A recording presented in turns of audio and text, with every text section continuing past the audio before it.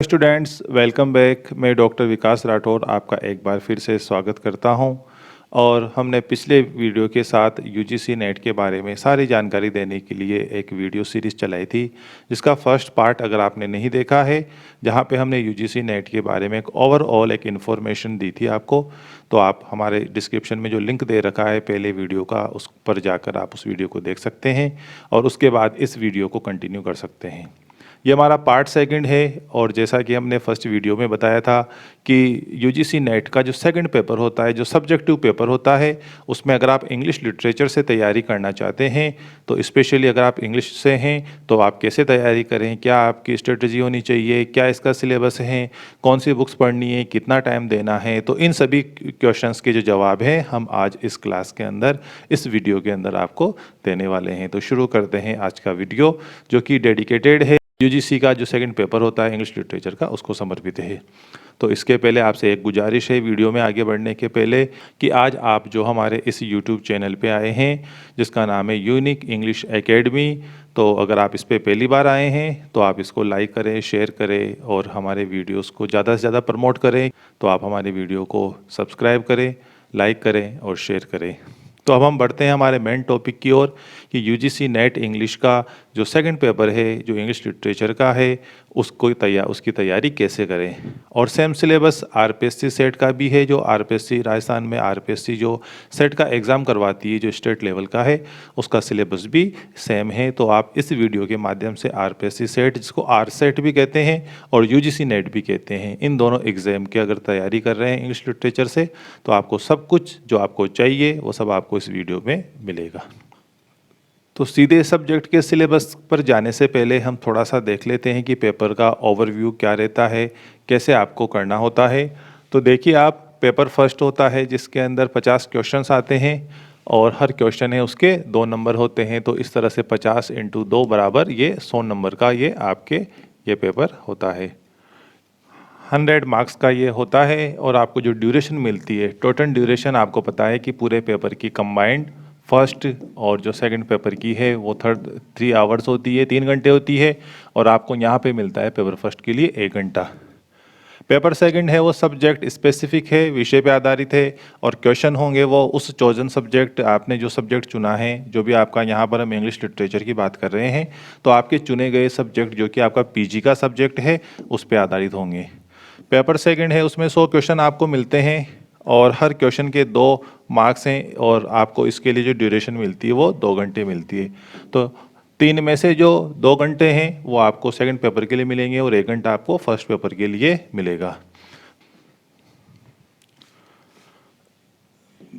2 घंटे second paper के लिए मिलेंगे। इस तरह से आपके 100 क्वेश्चन हैं और 100 क्वेश्चन के 2 मार्क्स हैं। इस प्रकार ये आपके 200 नंबर का है। तो टोटल फर्स्ट पेपर 100 नंबर का हो गया, 100 मार्क्स का हो गया। और जो सेकंड पेपर है वो आपके 200 मार्क्स का हो गया और इसमें आपको मिलेंगे 2 घंटे मिलेंगे।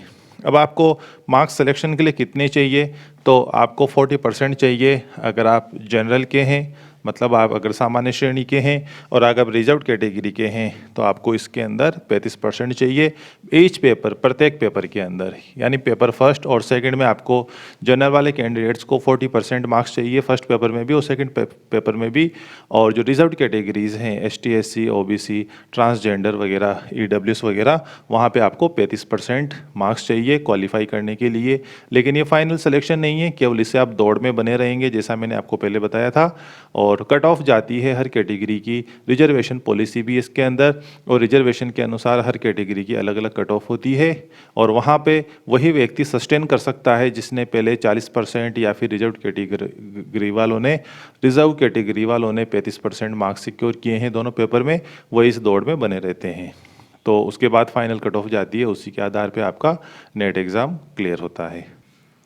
तो आगे चलते हैं सीधे, क्योंकि हमारा इंग्लिश लिटरेचर की तैयारी कैसे करनी है आपको, उसके बारे में बात है, मेन टॉपिक वही है। तो हम पहले एक नज़र आपको सिलेबस दिखाते हैं, फिर आपको बताएंगे कि सिलेबस के अंदर जो जो टॉपिक आपको यूजीसी ने प्रिस्क्राइब किए हैं, तो उनकी आपकी तैयारी कैसे कर सकते हैं, दमदार तैयारी कैसे कर सकते हैं। यूजीसी नेट और आरपीएससी सेट का जो इंग्लिश लिटरेचर है, जो सेकंड पेपर है, उसका जो सिलेबस है वो इस तरह से है। तो देखते हैं इसके अंदर क्या क्या है। तो नेट सिलेबस इंग्लिश, तो यहाँ पे आपके 10 यूनिट्स है। Unit first, second, third, fourth, fifth, sixth, seventh, eighth, ninth और 10th। तो देखिए आप, जो आपका मेनली जो सब्जेक्ट है वो कॉन्सेंट्रेट करता है, इसकी पहली यूनिट है ड्रामा। ड्रामा का मतलब नाटक। अब फर्स्ट 4 यूनिट है, उसको एक बार के पहले मैं रीड आउट कर देता हूँ, उसके बाद ही मैं आपको बताऊंगा कि फिर इसका आगे करना क्या है। तो देखिए आप, unit first drama, unit second poetry मतलब काव्य, और यूनिट थर्ड फिक्शन और शॉर्ट स्टोरी। और फिक्शन का मतलब आप नॉवल भी समझ सकते हैं, इसका मतलब नॉवल एंड शॉर्ट स्टोरी।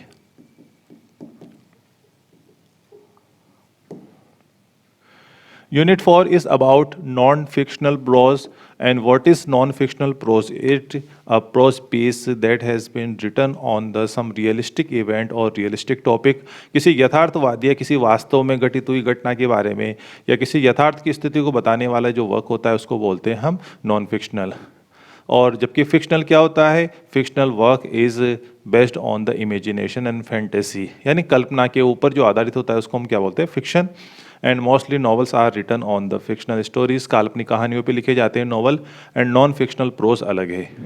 तो first 4 unit drama, poetry, fiction, non fiction, prose ये हैं। तो आप यहाँ पर इसके लिए आप इस नोट को पढ़ना जरूरी है आपके लिए। And what the note says is the first 4 units must also be tested through, कि पहली जो 4 यूनिट हैं drama, poetry, novel, short story और नॉन फिक्शन यानी यथार्थ आधारित गद्य,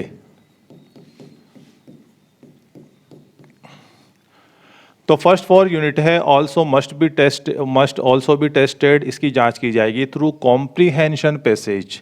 जो कॉम्प्रीहेंशन पैसेज होता है, पैसेज दिया जाएगा उसके थ्रू भी जांच की जाएगी। इट मीन्स मतलब इन फर्स्ट 4 यूनिट में जो कंटेंट दिया गया है उसको निश्चित रूप से डायरेक्ट क्वेश्चंस के माध्यम से तो चेक किया ही जाएगा। जो फैक्चुअल क्वेश्चंस होते हैं, थ्योरेटिकल क्वेश्चंस है, वो तो आएंगे ही सही, लेकिन they must be tested through comprehension passage. इनको आप कॉम्प्रीहेंशन पैसेज के माध्यम से भी, यानी पैसेज भी आ सकता है जिसमें से आपको इन्हीं टॉपिक से रिलेटेड क्वेश्चन किए जाएंगे, तो पैसेज के लिए भी आपको तैयार रहना है। और किस लिए? क्रिटिकल रीडिंग के लिए, समीक्षात्मक पठन के लिए, क्रिटिकल थिंकिंग, समीक्षात्मक चिंतन के लिए और राइटिंग स्किल के लिए। और this 4 units will cover all literature in English. सबसे जो बड़ी बात है और सबसे महत्वपूर्ण बात है, this 4 units will cover all literature in English, यानी ये 4 यूनिट है वो इंग्लिश के सारे लिटरेचर को कवर करेगी। तो जैसा कि हम देखते आए हैं, English literature is mainly based on the culture and the traditions of England. English literature का मतलब ही यही है, इंग्लैंड का लिटरेचर। लेकिन आपने देखा, जैसा कि आपको थोड़ा सा पता होगा, कि इंग्लिश लिटरेचर के अंदर इंग्लैंड का लिटरेचर, अमेरिका का लिटरेचर मेनली, इंडिया का literature, Canada, Australia, New Zealand, West Indies, Africa, यानी दुनिया के सारे हिस्सों के अंदर जो इंग्लिश में जो बुक्स लिखी जा रही है, जो लिटरेचर लिखा जा रहा है, वो सभी इंग्लिश लिटरेचर का पार्ट होता है। अब मुख्य बात यह है कि जो यूजीसी का पेपर आता है नेट का, उसके अंदर कभी कभी तो जो मेनली फोकस करता है, कॉन्सेंट्रेट करता है केवल ब्रिटेन, इंग्लैंड और इंडियन लिटरेचर पे। कभी कभी क्वेश्चन ज़्यादा ऑस्ट्रेलिया, कनाडा, अफ्रीका के बारे में भी आ जाते हैं, लेकिन ये कोई ट्रेंड नहीं है, क्योंकि यहाँ पर इन्होंने स्पेशली कुछ प्रिस्क्राइब नहीं किया है, केवल इन्होंने कह दिया ऑल लिटरेचर्स। तो आपको ये ध्यान रखना है कि ब्रिटिश, अमेरिकन, इंडियन को तो ढंग से पढ़ना ही है, लेकिन साथ में आपको इक्वली फोकस करना पड़ेगा कैनेडियन, ऑस्ट्रेलियन और अफ्रीकन लिटरेचर पे। इसको हम क्या बोलते हैं? New literature. तो जरूरी नहीं है इसमें से हर बार प्रोमिनेंटली, मुख्यता से, प्रमुखता से क्वेश्चन पूछे जाएं, लेकिन आपको तैयार जरूर करना पड़ेगा, क्योंकि जो नेट का जो पैटर्न है एग्जाम का वो बदलता रहता है। आपकी तैयारी कंप्लीट होनी चाहिए। ठीक है, समझ गए होंगे आप। अब मेनली जब आप इनकी तैयारी कर रहे हैं तो आप किस तरह से करेंगे, इस पे हम बाद में आएंगे। पहले हम इन बाकी यूनिट्स के बारे में बात कर लेंगे, क्योंकि मोस्ट ऑफ लिटरेचर है वो इसी के अंदर कवर होता है, drama, poetry, fiction, non fiction या फिर शॉर्ट स्टोरी के अंदर। तो इसके अलावा भी इनकी तैयारी कैसे करनी है तो उनको हम थोड़ा सा बाद में देखेंगे। पहले हम बाकी यूनिट्स के ऊपर भी नज़र डाल लेते हैं। तो यूनिट 5 कहता है language, basic concept, theories, pedagogy, English in use. तो यहाँ पर सीधा सा जो मेन फोकस है वो लैंग्वेज के ऊपर है। भाषा के ऊपर है, लिटरेचर से कोई संबंध नहीं है, यानी भाषा का विकास कैसे हुआ और ख़ास तौर पर अंग्रेजी भाषा का विकास कैसे हुआ। तो अंग्रेजी भाषा के बेसिक कॉन्सेप्ट्स, इसके अलावा थियरीज, इससे संबंधित जुड़ी हुई अवधारणाएं, जैसे चॉम्स्की की अवधारणा है, ब्लूम का है, आपने सुन रखा होगा। ये सब जब आप इसके बारे में पढ़ेंगे तो आपको धीरे धीरे सब पता लगने लग जाएगा। पेडागोजी, पेडागोजी में होता है टीचिंग साइंस, यानी इंग्लिश कैसे पढ़ाई जा सकती है, teaching science pedagogy. English in use, जो प्रचलन में जो अंग्रेजी इस्तेमाल होती है उसके क्या रूल हैं। तो यहाँ पर लैंग्वेज के बारे में यूनिट है, बेसिक कॉन्सेप्ट क्या है, थियरीज क्या है, पेडागोजी क्या है, और जो इंग्लिश है यूज़ के अंदर जो हमारे दैनिक उपयोग में इंग्लिश यूज़ आती है उससे जुड़ी हुई बात इसके अंदर आएगी। अब आपको एक मुख्य बात मैं क्लियर कर देना चाहता हूँ, कई सारे स्टूडेंट्स जिनको नेट के बारे में पता नहीं है या फिर वो तैयारी करने के लिए एस्पिरेंट्स हैं, उनको पता नहीं होता है क्या आता है, क्योंकि जनरली स्टूडेंट्स के दिमाग में एक छवि होती है कि इंग्लिश मतलब ग्रामर प्लस लिटरेचर। कई सारे लोग तो इंग्लिश को केवल ग्रामर का पर्याय मानते हैं, इसलिए कई सारे लोग जिन्होंने 10th या 12th स्टैंडर्ड तक इंग्लिश को पढ़ा है और वो इंग्लिश को ऐसा मानते हैं कि इंग्लिश का मतलब क्या है, केवल tense, passive voice, parts of speech, narration, इस तरह की चीज़ें ही वो इसके अंदर मानते हैं, लेकिन ऐसा कुछ भी नहीं है। इंग्लिश लिटरेचर मतलब किताबें, कविताएं, उपन्यास, short stories, not only grammar. Grammar भी उसका हिस्सा है लेकिन प्रोमिनेंटली नहीं है। तो नेट, यूजीसी नेट के एग्ज़ाम की तैयारी के लिए ग्रामर पर इतना फोकस नहीं करना होता है। कुछ एक क्वेश्चन आ सकते हैं, एक दो, वो भी इस यूनिट की वजह से आ सकते हैं क्योंकि लैंग्वेज और इंग्लिश इन यूज़ ऐसा कहा गया है, लेकिन फिर भी मेन फोकस किस पे रहता है, लिटरेचर पे रहता है।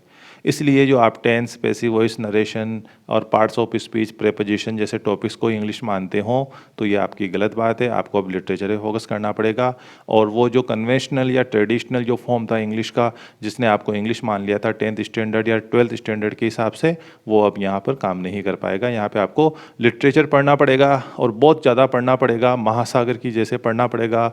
English literature one of the most difficult subject है नेट के पर्सपेक्टिव से।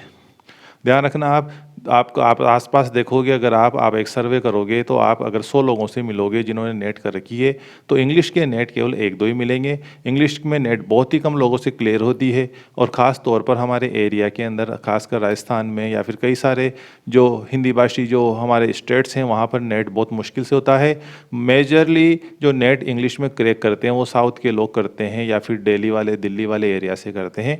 तो अभी भी one of the most difficult exam जो नेट के लिए है वो इंग्लिश लिटरेचर के अंदर ही है। और अगर आप नेट हैं तो श्योर मैं आपको ये गारंटी देता हूँ, अगर आपने इंग्लिश के अंदर नेट निकाल लिया तो सबसे ज़्यादा संभावना तो ये है कि आप कॉलेज लेक्चरशिप में आएंगे। 90% संभावना है, अगर आपने नेट निकाल लिया तो कॉलेज लेक्चरशिप में आपका आना तय है। और अगर नहीं आते हैं तो फिर भी आप किसी बहुत अच्छी जगह, किसी प्राइवेट कॉलेज में, यूनिवर्सिटी में आपको जॉब मिलेगी। तो एक तरह से इंग्लिश में नेट करने का मतलब क्या है, एक जॉब सिक्योरिटी, वो भी हायर लेवल की जॉब, यानी असिस्टेंट प्रोफेसर या कॉलेज लेक्चरर टाइप की जॉब आपको मिलेगी। तो इसलिए काफ़ी बेनिफिशियल है, भीड़ बहुत कम है और सिलेक्टेड लोग ही नेट कर पाते हैं और अब तक कर पाए हैं। इसलिए इसमें मेहनत भी ज़्यादा लगती है, क्योंकि इंग्लिश लिटरेचर एक महासागर है, क्योंकि पूरी दुनिया के सारे देशों से इंग्लिश लिटरेचर प्रोड्यूस होता है और हमको सबकी नॉलेज होनी चाहिए और सबको हमको डिटेल में पढ़ना पड़ता है। तो वापस चलते हैं हमारी बात के ऊपर। वीडियो में आगे बढ़ने से पहले एक महत्वपूर्ण जानकारी, जैसा कि आप स्क्रीन पे एक लोगो देख रहे हैं, और ये हमारा एक छोटा सा प्रयास है जिस तरह से हम आपको नेट इंग्लिश की प्रिपरेशन के लिए गाइडेंस दे रहे हैं। आपको बता रहे हैं कि किस तरह से तैयारी करनी है, कौन सी किताबें पढ़ने हैं, कितना टाइम देना है, और उसी के संदर्भ में ये हमारा कोचिंग ऐप है और जिसका नाम है यूनिक इंग्लिश एकेडमी, और प्ले स्टोर से आप इसको डाउनलोड कर सकते हैं। ध्यान रखिए, यूनिक इंग्लिश एकेडमी के नाम से और भी ऐप हो सकते हैं प्ले स्टोर पे, तो इस लोगो को देखिए और यह लोगो ही कंफर्मेशन है हमारे ऐप का। और इस ऐप के ऊपर जब आप डाउनलोड करेंगे तो आपको मिलेगा यूजीसी नेट के लिए ऑनलाइन कोर्स, और कोर्स बहुत अच्छे से तैयार किया गया है। सबसे मुख्य जो इसकी विशेषता है वो है, यह है बाइलिंगुअल। बाइलिंगुअल यानी हिंदी और इंग्लिश दोनों ही भाषा के अंदर आपको इंस्ट्रक्शन मिलते हैं। इंस्ट्रक्शन का मतलब शिक्षण मिलता है आपको।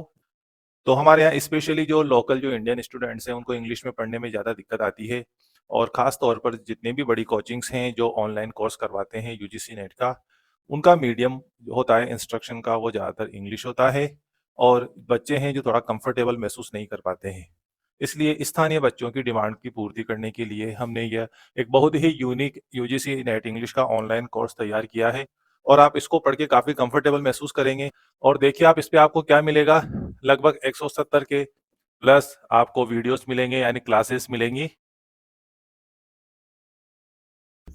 आपको पीडीएफ नोट्स मिलेंगे जिससे आप अच्छे से उनकी स्टडी कर पाएंगे टॉपिक के, और साथ में आपको मिलेंगे प्रैक्टिस सेट यानी आपको इसके अंदर जो आप पढ़ेंगे उसका अभ्यास करने के लिए, उसका प्रैक्टिस करने के लिए आपको प्रैक्टिस सेट भी मिलेंगे।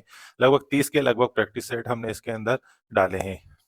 वीडियोस हैं जो रिकॉर्डेड वीडियोस हैं, रिकॉर्डेड क्लासेस हैं, और पार्शली डिजिटल बोर्ड पे और वाइट बोर्ड पे है। मोस्ट ऑफ जो क्लासेस हैं वो वाइट बोर्ड पे हैं, जो कि आपके लिए बिल्कुल एक कंफर्टेबल महसूस कराता है। जिस तरह से आप स्कूल के अंदर पढ़ते आए हैं उसी तरीके से पढ़ाया गया है।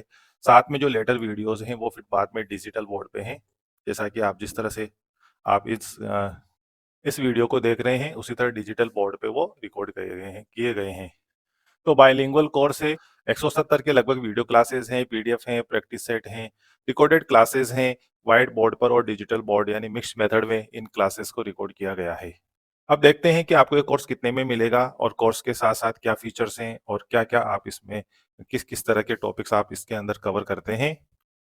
ये जो पोस्टर है वो आपको हमारे कोर्स के बारे में सारी जानकारी उपलब्ध करा रहा है, और इसको डिटेल में देखते हैं तो क्या क्या इसके अंदर आपको मिलता है। यूजीसी नेट आरपीएससी सेट के लिए ये हमारा कोर्स है जिसमें आप आरपीएससी असिस्टेंट प्रोफेसर का जो एग्जाम होता है उसको भी क्लियर कर सकते हैं। ऐसा तो आरपीएससी लिखा हुआ है जो कि राजस्थान के लिए ही है पर्टिकुलर, लेकिन हमारे देश के दूसरे सभी स्टेट्स के अंदर भी जो असिस्टेंट प्रोफेसर का जो सिलेबस है रिक्रूटमेंट के लिए, उसी के अंदर यही टॉपिक शामिल किए गए हैं। तो इसलिए आपको दूसरे स्टेट के जो स्टूडेंट्स हैं वो भी हमारे इस कोर्स से अच्छी तरह से तैयारी कर सकते हैं। ऑनलाइन कोर्स है पूरी तरह, जैसा यहाँ पे लिखा हुआ है इंग्लिश लिटरेचर की तैयारी करवाते हैं हम। और व्हाट यू गेट, आप क्या प्राप्त करते हैं इसमें, तो आपको रिकॉर्डेड वीडियोस मिलते हैं, पीडीएफ नोट्स मिलते हैं और प्रैक्टिस सेट्स मिलते हैं। मेनली टॉपिक कवर्ड, यानी कौन कौन से टॉपिक्स इसके अंदर हम कवर करते हैं, तो आप देखेंगे इसके अंदर आपको मिलता है ब्रिटिश लिटरेचर, यानी इंग्लैंड के अंदर जो इंग्लिश लिटरेचर लिखा गया है उसके बारे में आपको डिटेल में क्लासेस मिलेगी। अमेरिकन लिटरेचर के लिए क्लासेस मिलेगी, British literature, American literature, Indian literature. इसके अलावा न्यू लिटरेचर जिसके अंदर कनाडा का लिटरेचर, ऑस्ट्रेलिया का लिटरेचर और अफ्रीकन लिटरेचर पे आपको क्लासेस मिलेगी। इसके अलावा लिटरेरी क्रिटिसिज्म जो नेट के सिलेबस के अंदर और आरपीएससी असिस्टेंट प्रोफेसर के सिलेबस के अंदर शामिल है, तो literary criticism, literary theory, cultural studies और रिसर्च मेथोडोलॉजी। यद्यपि रिसर्च मेथोडोलॉजी असिस्टेंट प्रोफेसर के सिलेबस में नहीं है, लेकिन नेट के और सेट के सिलेबस में ये जरूर है। तो ये सभी चीजें British literature, American literature, Indian literature, new literature यानी Canadian, Australian, African, literary criticism, literary theories, cultural studies और रिसर्च मेथोडोलॉजी, ये सभी चीजों के क्लासेस आपको इसमें डिटेल में आपको पढ़ाया जाएगा। अब सबसे इम्पोर्टेंट क्वेश्चन है फीस कितनी रहेगी। तो फीस काफी कम है, मिनिमम फीस हमने रखी है। कोर्स की ऐप पर जो फीस शो होती है वो है 8,000 रुपीज, लेकिन अभी हम आपको 50% ऑफ देंगे, 50% की छूट देंगे। और अगर आप अभी इस कोर्स को लेते हैं तो आपको ये कोर्स मिलेगा केवल 4,000 में। और जहाँ पे दूसरे जो ऑनलाइन प्लेटफॉर्म है वहाँ पे फीस 10,000 के लगभग रहती है, हम आपको ये कोर्स है जो आरपीएससी असिस्टेंट प्रोफेसर के लिए उपयोगी है, साथ में यूजीसी नेट और आरपीएससी सेट के लिए कंप्लीटली डेडिकेटेड है। यह कोर्स आपको इस समय केवल 4,000 रुपये में मिलेगा। इसके लिए आपको हमारा ऐप डाउनलोड करना पड़ेगा। ऐप डाउनलोड करने का जो लिंक है वो आपको मैं अभी डिस्क्रिप्शन में शेयर कर दूंगा, तो आप वहां से इसको डाउनलोड कर सकते हैं और हमारा कोर्स ऑनलाइन फोन पे के थ्रू या किसी भी इंटरनेट बैंकिंग, पेटीएम वगैरह, गूगल पे आदि दूसरे तरीकों से आप हमारा कोर्स परचेज कर सकते हैं। तो वापस चलते हैं हमारी बात के ऊपर। नेक्स्ट यूनिट है वो है इंग्लिश इन इंडिया। भारत के अंदर अंग्रेजी का क्या इतिहास रहा, कैसे इसका विकास हुआ और क्या इसका भविष्य है। तो ये दोनों जो पॉइंट हैं जो सीधे सीधे हमारे इंग्लिश लिटरेचर से रिलेटेड नहीं है, तो इसके लिए आपको सेपरेटली चैप्टर पढ़ने पड़ते हैं जो आपको यूजीसी नेट की गाइड में मिल जाते हैं। फिर है कल्चरल स्टडीज़। ये कल्चरल स्टडीज़ का मतलब क्या होता है कि लिटरेचर के अंदर कुछ थियरीज़ हैं, उनका भी स्टडी होती है। जैसे कि आपको मैं कल्चरल स्टडीज़ का मतलब बताऊँ, जैसे सोशलिज्म, समाजवाद, तो समाजवाद सोशलिज्म ने लिटरेचर को कैसे प्रभावित किया और कौन कौन सी थियरीज आई, तो लिटरेचर के पर्सपेक्टिव में सोशलिज्म को भी हमको पढ़ना पड़ता है। मार्क्सिज्म, मार्क्सवाद आपने सुन रखा होगा ये। मटीरियलिज्म, भौतिकवाद। इसके अलावा जेंडर स्टडी, हिस्टोरिसिज्म,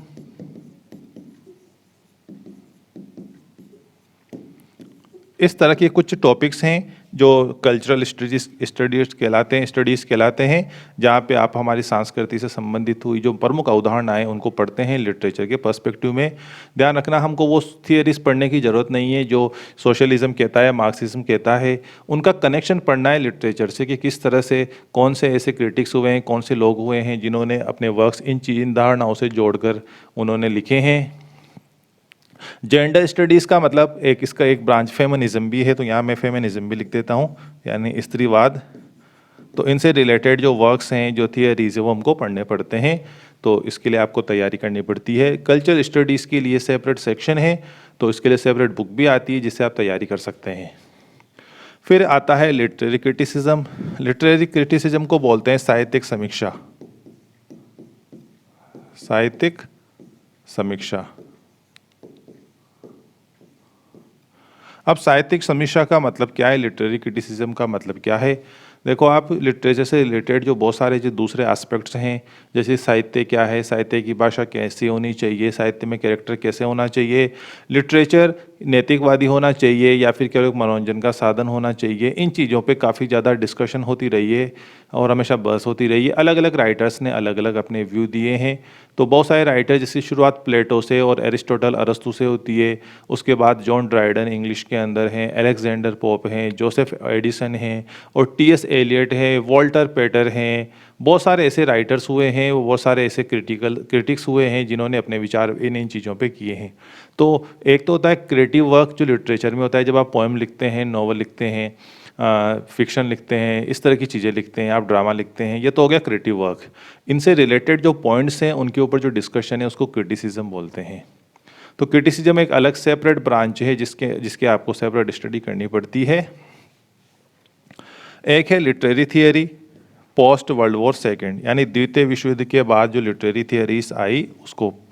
तो लिटरेरी थियरी का मतलब क्या होता है, यानी साहित्यिक अवधारणा, यानी ये एक तरीका है एक्सट्रैक्ट मीनिंग, यानी मीनिंग को एक्सट्रैक्ट करने का, यानी किसी भी लिटरेरी टेक्स्ट से मीनिंग कैसे निकाला जा सकता है। तो कुछ पॉपुलर थियरीज हैं, जैसे स्ट्रक्चरलिज्म, संरचनावाद, आपने सुन रखा होगा।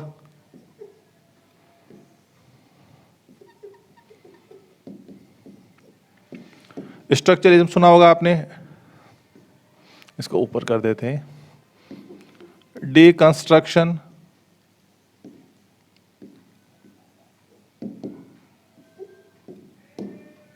डीकंस्ट्रक्शन है। इसके अलावा फॉर्मलिज्म है, फॉर्मलिज्म, न्यू क्रिटिसिज्म है।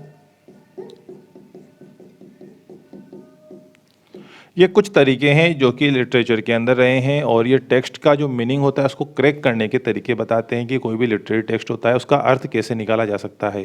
तो बहुत सारे विद्वान लोग हुए हैं जो इनको प्रोपाउंड करते हैं, इनके बारे में बताते हैं और अपने व्यू पेश करते हैं। तो इस वाले पॉइंट के अंदर आपको इस प्रकार की लिटरेरी थियरी यानी इस प्रकार के सिद्धांतों का अध्ययन करना पड़ता है। यूनिट 9 कहती है रिसर्च मेथड और मटेरियल इन इंग्लिश।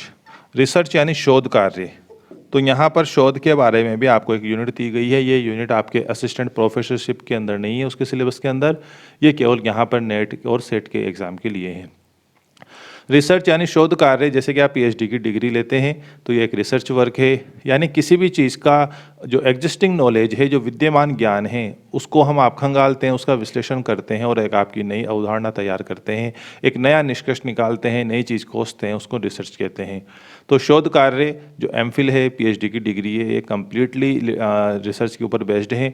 तो रिसर्च के से रिलेटेड जो एस्पेक्ट है, रिसर्च कितने प्रकार के होते हैं, क्या क्या तरीके होते हैं, बहुत सारी चीज़ें जो रिसर्च से संबंधित है वो सब इस यूनिट के अंदर शामिल की गई है। ठीक है।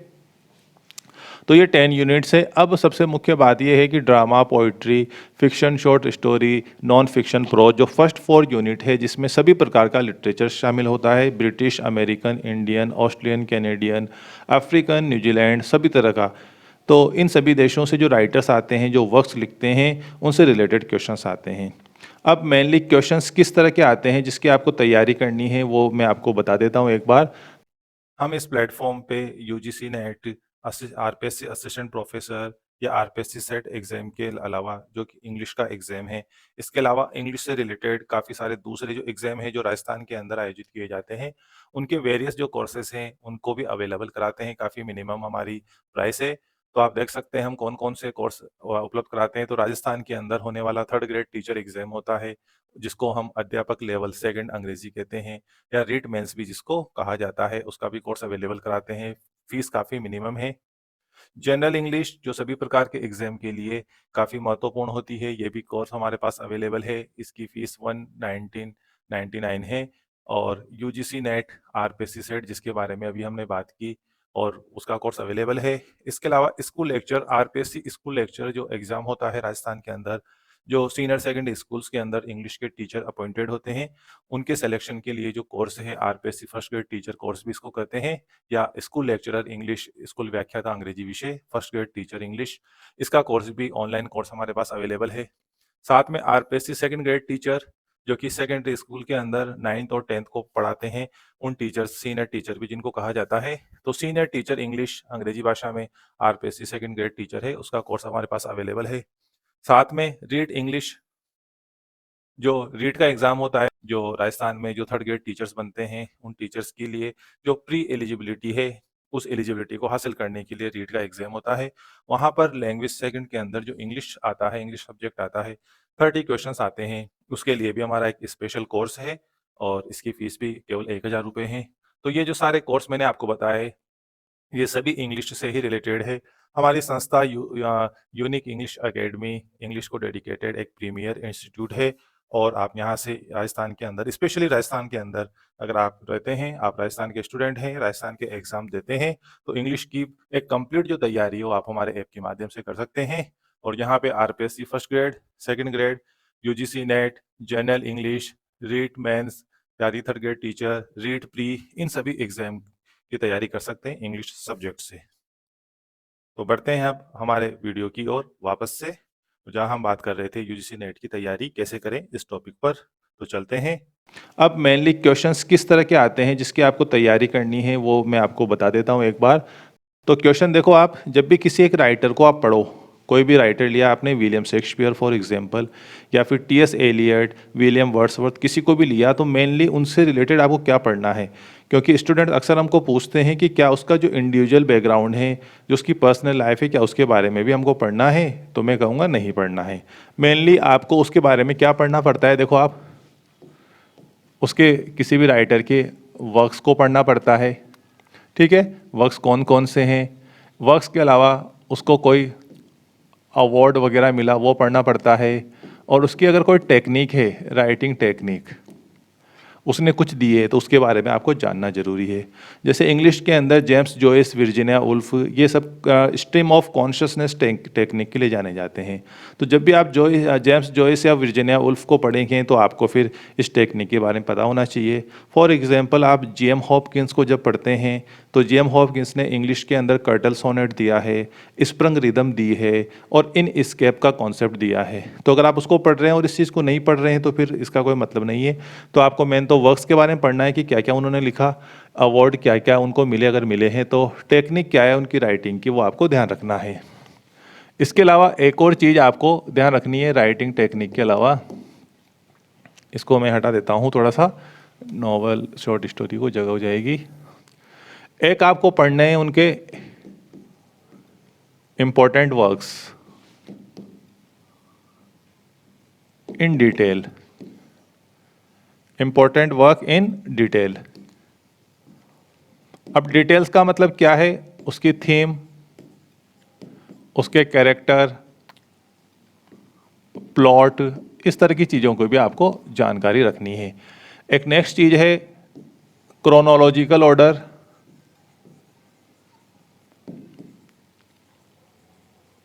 Of works.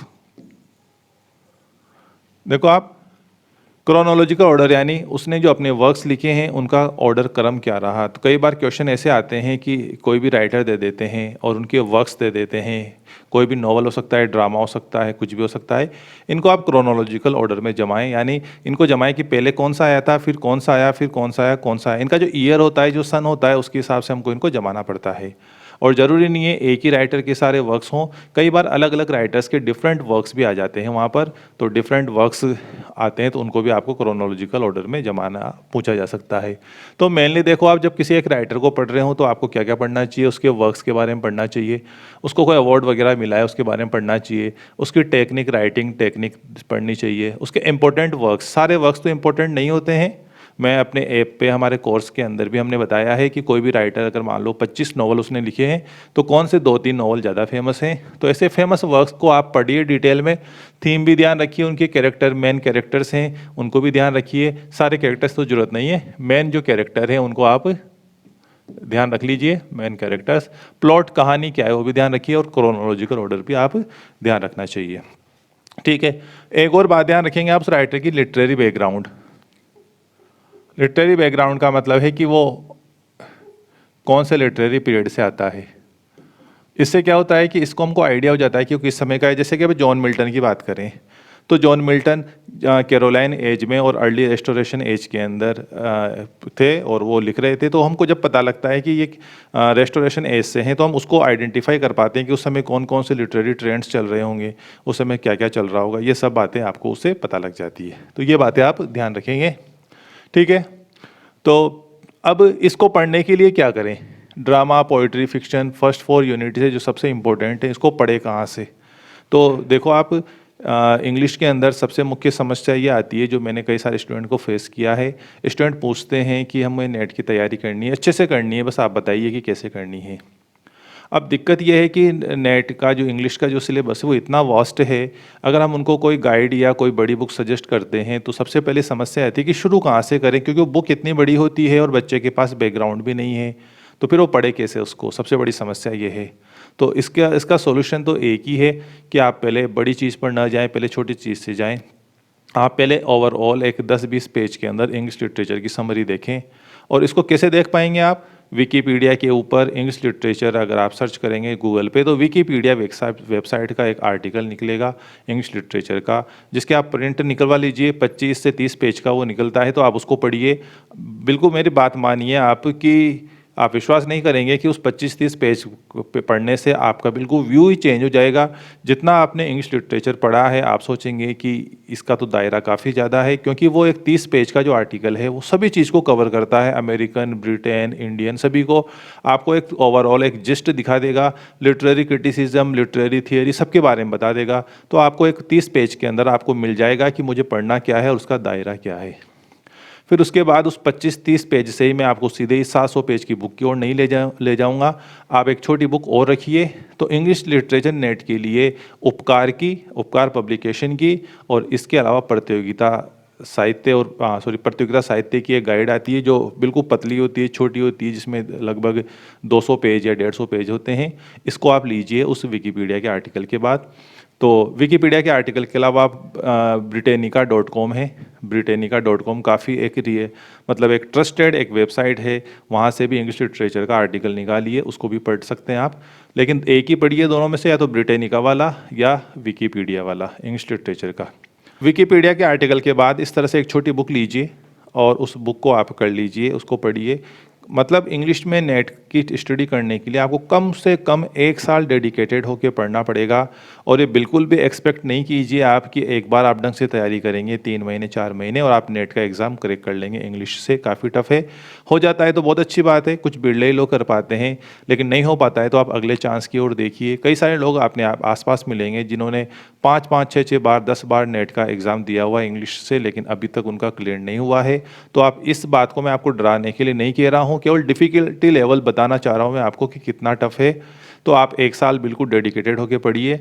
3 महीने की तैयारी काम नहीं करेगी। 3 महीने में तो आप केवल उसको मोटा मोटा जान पाएंगे। जितनी बार ज़्यादा रिपीट करेंगे आप उसके बारे में गहराई से समझते हुए जाएंगे।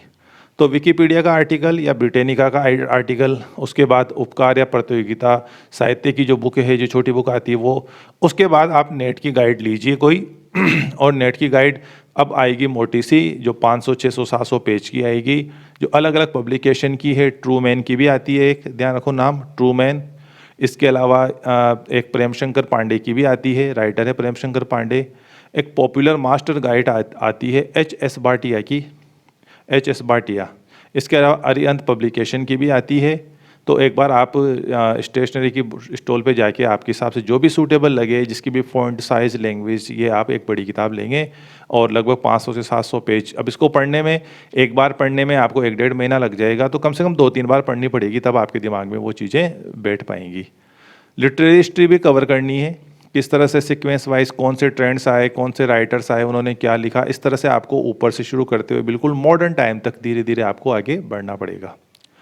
जब ये चीज़ कर लेंगे आप, तो फिर नेक्स्ट जो चीज़ है, चौथी जो लास्ट है, वो चीज़ है इंडिविजुअल बुक्स को पढ़ना।